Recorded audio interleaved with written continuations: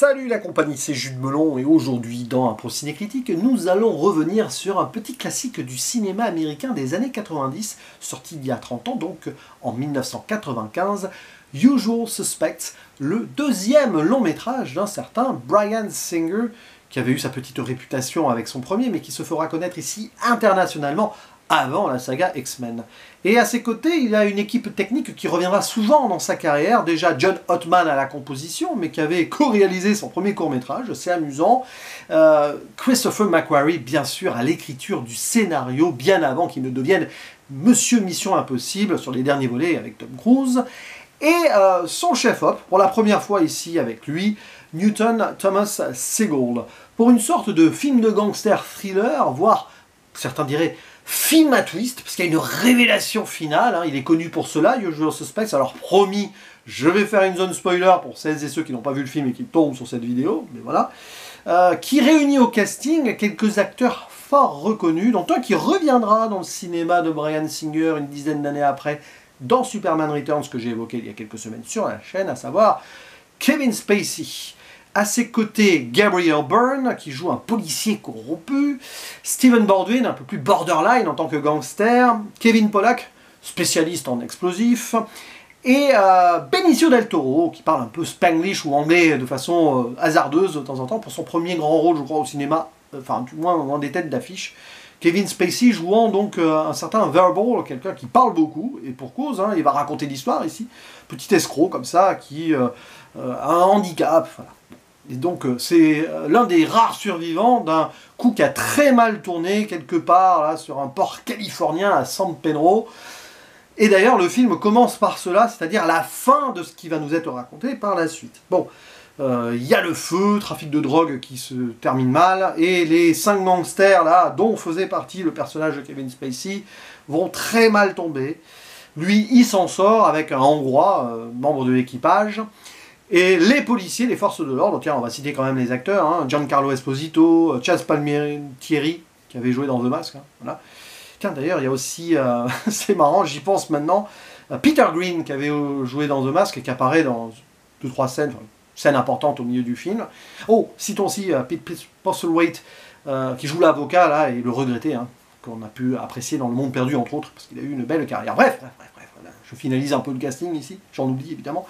Donc les forces de l'ordre essayent de savoir ce qui s'est passé là-bas, et ils vont entendre parler d'une sorte de mythe, de légende, d'un gangster absolu qu'on peut mettre en parallèle avec le diable, hein, c'est le croque-mitaine absolu, le fameux Keyser Söze, vous en avez peut-être entendu parler, même si vous n'avez pas vu le film, qui visiblement tirerait les ficelles de tout cela à coup de combine, avec toujours un coup, voire 2 coups d'avance, bref, le diable incarné. C'est amusant parce qu'il y a quand même Gabriel Byrne dans le film, et lui, il jouera le diable 4 ans après, hein, je crois, c'est ça, dans La fin des temps avec Schwarzenegger. Bref. Très amusant d'ailleurs. Je reviendrai sur plein de points là-dessus quand je ferai la zone spoiler. Mais du coup, le film va un petit peu jouer là-dessus, qui est Keyser Söze. Que s'est-il passé vraiment? Comment ces 5 gangsters se sont mis ensemble pour ce coup-là? Et on va se rendre compte qu'ils ont été un petit peu... Enfin, ils se sont fait avoir, quoi. Ils ont eu la main forcée, parce qu'à la base, ils ne voulaient pas aller sur ce cargo. Mais... compliqué. Keyser Söze, comme je le disais, vraiment réfléchi et a dédossé sur tout le monde et a réussi à les utiliser pour les mener à leur perte. On comprend très vite que c'est assez cela, hein, quand même. Et ce qui est intéressant, c'est que le film va fonctionner donc sur ce début et tout, et va nous remonter la piste de ce qui s'est passé à travers le témoignage donc du seul survivant, quelqu'un qui est un petit peu, voilà, underground, mais qui parle beaucoup, d'où son surnom verbal, et donc c'est parfait pour nous spectateurs d'avoir sa narration et sous forme de flashback ce qui s'est passé. Comment les 5 se sont rencontrés après une sorte de parade d'identification où ils ont voulu se venger en étant dans la même cellule contre la police, en montant un coup entre eux.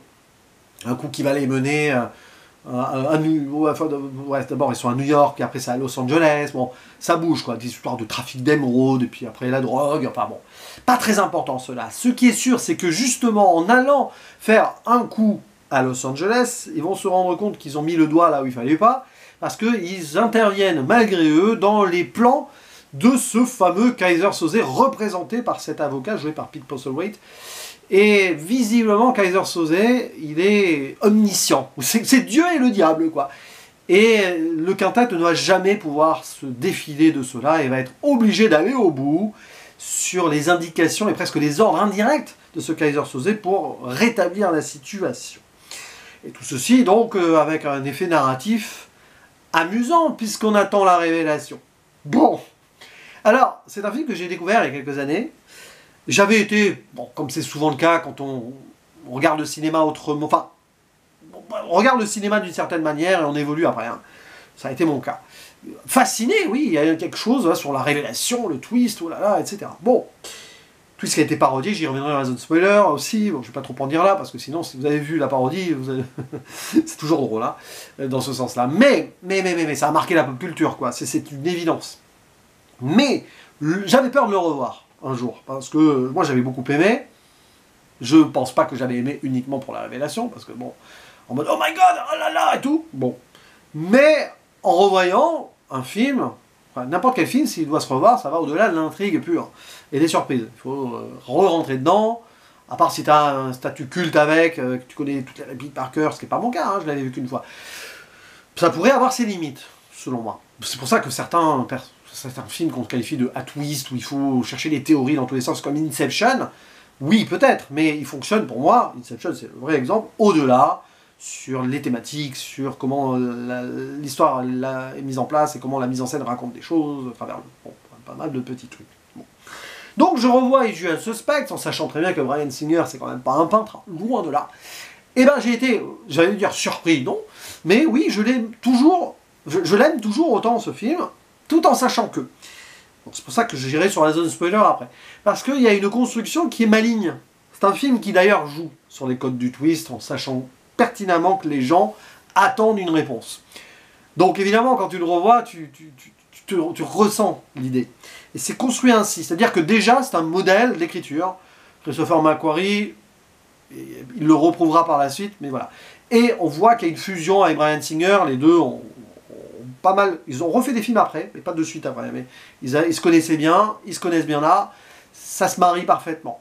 Et le chef-op parfaitement aussi s'imprègne de l'univers, et on sent avec ce film en effet qu'il va bien s'entendre avec Bryan Singer et que ça se poursuivra par la suite. Parce que finalement, le côté mythologique, diabolique, tout ce que vous voulez, est renforcé par certaines imageries, notamment sur ce cargo, avec les feux de l'enfer, littéralement, la silhouette, on ne sait pas trop qui c'est, tout ça, Keyser Söze, au-delà de tout. Et ça iconise, c'est-à-dire que dans le film c'est une légende, la mise en scène en fait une légende. Et le film se bat avec nous, spectateurs, en se disant est-ce qu'il existe vraiment ou c'est juste une sorte de croque-mitaine, une histoire qu'on fait, qu'on raconte pour faire peur, etc. Et quand le personnage au verbal raconte l'histoire qu'on lui a racontée, voilà, que Keyser Söze, ça serait donc une sorte de personnage hongrois, c'est marrant parce que sur le cargo il y a des hongrois, c'est bon. Qui a vécu un truc absolument fou autour de sa famille et dans le milieu, qui derrière est devenu après incontrôlable en prenant une décision absolument drastique. Et derrière, voilà, on sent qu'il y a une sorte de déshumanisation dans l'iconisation, c'est-à-dire que c'était quelqu'un qui était humain, qui sort de ce concept-là par rapport à ce qu'on lui a fait subir, et par rapport où il était aussi dans sa fonction. Et derrière, bah c'est quelqu'un qui est impalpable. Il est comparé au diable. Alors ça manque de subtilité, mais au moins la mise en scène là-dessus, elle renforce l'idée, et c'est assez frappant et marquant. C'est-à-dire que stylistiquement, je ne me souvenais pas que c'était aussi appuyé, mais hyper intéressant, et c'est hyper cinématographique. Voilà. C'est pas juste un film de scénario, où on attend la révélation finale pour être surpris. Non, ça va bien au-delà. Parce que les plans et tout, c'est super intéressant. C'est un peu, oui, espionnage thriller, c'est très ce que Christopher McQuarrie pourra mettre en place ensuite dans les Missions Impossibles. Là, il n'y a aucune surprise sur ce point-là. C'est intéressant d'ailleurs de revoir ce film-là en sachant que c'est Christopher McQuarrie qui est derrière, qui chapeaute. Vous retrouverez des petits trucs. C'est un gars très malin dans son cinéma. Là, c'est clair. Avec un Bryan Singer qui stylise ce qu'il doit faire, avec parcimonie ou en appuyant quand il faut, et évidemment c'est extraordinaire. Et dans l'écriture des dialogues, c'est fort aussi, parce que chacun a son bagou là, parmi les gangsters, et tout ce que va débiter verbal et tout, avec ces grands moments où il parle du diable là, alors évidemment il y a cette citation qui est hyper connue, Je vais pas la citer peut-être exactement, mais bon, le coup le plus malin que le diable ait jamais réussi, c'est de faire croire à tout le monde qu'il n'existe pas. Donc dans le film, on se demande s'il existe, si c'est qu'une idée, une légende, ou plusieurs personnes, enfin voilà. Là-dessus, c'est jusqu'au bout, quoi. Jusqu'au bout, et il se passera ce qui se passera. Et du coup, évidemment, chaque acteur est à fond, chaque acteur. Une actrice principale, alors là, c'est vrai que c'est un film très masculin, dans un domaine très masculin. L'actrice principale, c'est Suzy Ames, qui va avoir un rôle important par rapport au personnage de Gabriel Byrne, quand même. Ça va faire levier de chantage, hein, évidemment, sur un certain point. Et après, ça déroule, hein. C'est-à-dire qu'on ne voit pas le temps passer. C'est rythmé, ça pose les dialogues quand il faut, ça construit cette relation entre les gangsters. Entre huis clos et moments où on change d'espace, beaucoup de jeux sur les espaces, on visite l'Est et l'Ouest américain, et d'ailleurs ces questionnements aussi, les personnages, une fois qu'ils sont à l'Est, ils parlent plus de Los Angeles, ou à l'Ouest, ils se rappellent de New York, il y a un truc là-dessus. C'est qu'ils ne sont pas forcément à leur place, et ils sont menés à l'abattoir, parce que le film décide de ne pas faire de surprise sur l'idée que ces personnages dont on va raconter l'histoire, là, il ne va pas beaucoup en rester au bout. C'est marrant parce que c'est un film à twist, peut-être, ou pas, avec une révélation, mais en fait, il te raconte la fin dès le début. Si ce n'est la révélation finale. Et j'y arrive, là, spoiler, hein, parce que bon, quand même, hein, on va pas tourner autour du pot. Keyser Söze, évidemment, quand on voit le film, quand on le revoit, c'est une évidence que ça allait être quelqu'un qui cachait son jeu.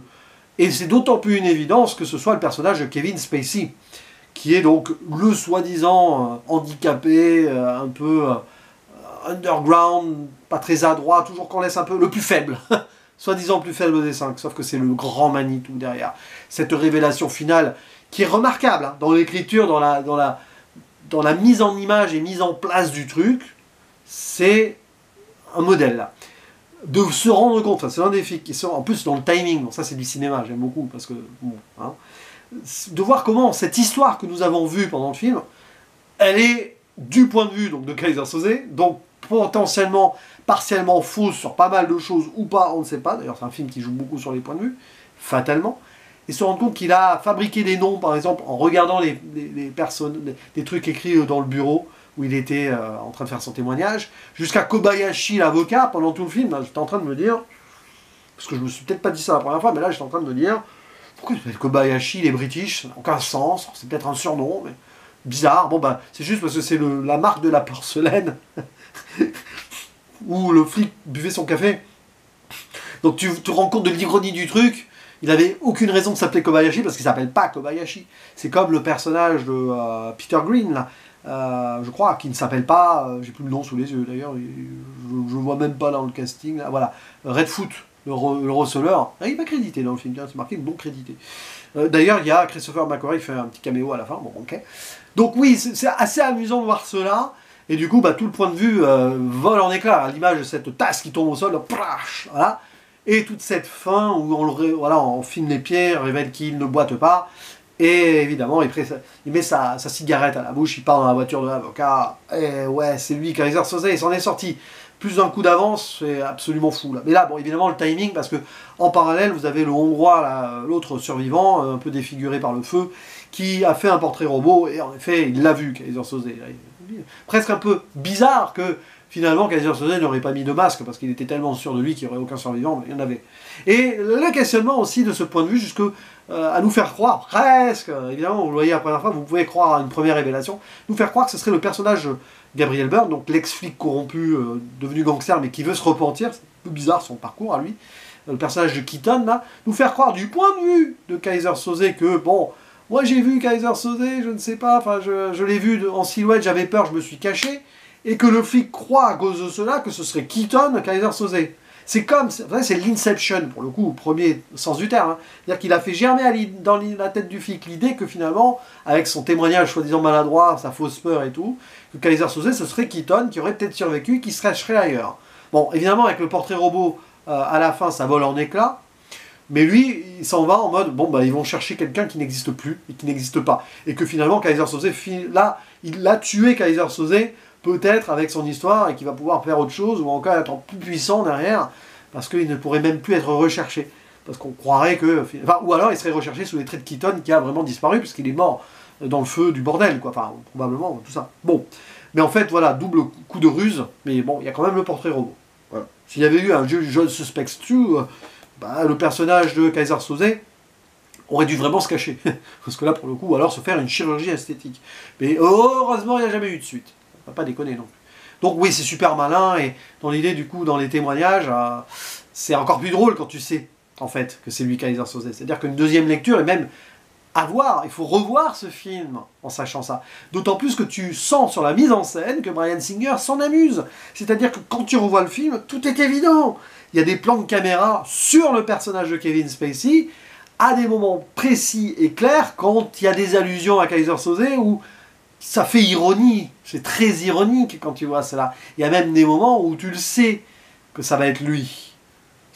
En fait, tu regardes, tu te dis, mais là, déjà, dans l'écriture et la mise en scène, surtout la mise en scène du coup, Bryan Singer, il nous fait dire, bah, vous auriez dû le savoir, vous auriez pu le deviner. Peut-être certains l'ont deviné.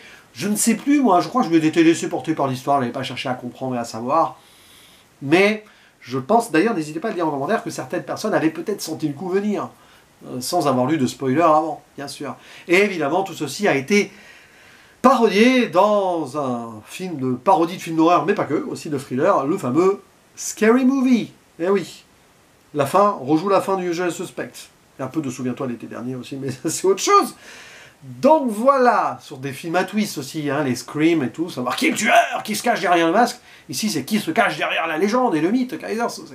C'est vrai qu'il y a des moments, alors j'ai plus d'exemples précis, quand la caméra est même dans les dialogues, quand on sait que c'est lui, Kaiser Soze, quand la caméra le pointe, ou quand il dit quelque chose, ou quand il réagit selon que quelqu'un dit quelque chose, c'en est jouissif. Il y a 2-3 exemples comme ça. Ah, c'est con, j'en avais un en tête là avant de lancer la vidéo, mais j'ai oublié. Ça arrive avec un procédé critique, hein, voilà. Mais n'hésitez pas à dire cela en commentaire aussi si vous en aviez perçu quelques-uns, notamment au revisionnage. Et je ferme la zone spoiler. Donc oui, Usual Suspect, ça marche bien au revisionnage. J'en suis le premier surpris, et... Enfin, surpris. Voilà, mais en tout cas, c'est amusant. Et c'est un film qui est sorti une semaine aux États-Unis avant Seven. C'est intéressant ça. D'ailleurs, il y a un des plans au début qui m'a rappelé Seven. Mais c'est un hasard absolu. Bref, voilà, n'hésitez pas à dire en commentaire ce que vous pensez évidemment de ce Usual Suspect si vous l'avez vu, ou si vous espérez donc découvrir quelque chose d'extraordinaire, si vous avez vu que la première partie avant ma zone spoiler et que vous retombez ici sur la conclusion. Je n'ai pas parlé de la musique de John Ottman parce que c'est pas sa meilleure partition, il faut l'avouer, elle contribue à l'ambiance, etc. Des moments de film noir, des moments de film de gangster, un thriller, c'est assez complet quand même hein, dans ce domaine-là, un peu d'actionneur détective au sens large, avec des trafics à droite à gauche, et c'est vraiment bien construit dans ce que ça propose, et ce jeu de scènes de narration, de double narration presque, hein, des moments, enfin bon, moi je trouve ça bien. Voilà, c'est assez ludique aussi, c'est le genre de film qui va te faire aimer certaines choses si tu découvres le cinéma plus ou moins dans voilà, du cinéma un peu populaire entre guillemets à l'américaine, mais que tu peux toujours apprécier à la relecture, quand bien même vous voyez les vidéos sur ma chaîne, quoi. Tu vois d'autres tout style de métal, de métrage, pardon, pas de métal, et de toute époque. Non, mais c'est pour ça que c'est un film qui reste, donc c'est bien. Voilà, je suspecte finalement, je vous le conseille, si vous ne l'avez pas vu bien sûr, mais même si vous l'avez vu, que vous avez peur de le revoir, n'hésitez pas, c'est assez passionnant. Et puis de toute façon, ça montre que Bryan Singer a été un bon réalisateur quand même. Hein. Je dis a été, c'est peut-être plus compliqué ces derniers temps, je ne sais pas.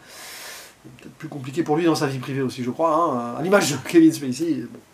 Bref, à vous la parole, et il ne me reste plus qu'à vous dire à la prochaine. Ciao.